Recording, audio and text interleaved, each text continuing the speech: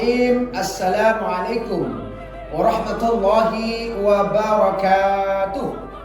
RRI sebagai salah satu stasiun radio yang paling bersejarah di Indonesia, pada usia ke-79 tahun ini, kiranya makin berkiprah pada era digitalisasi, terus berkembang dan menyesuaikan diri dengan kebutuhan publik. Dengan tema inspirasi keindonesiaan, semoga RRI terus maju dan semakin jaya.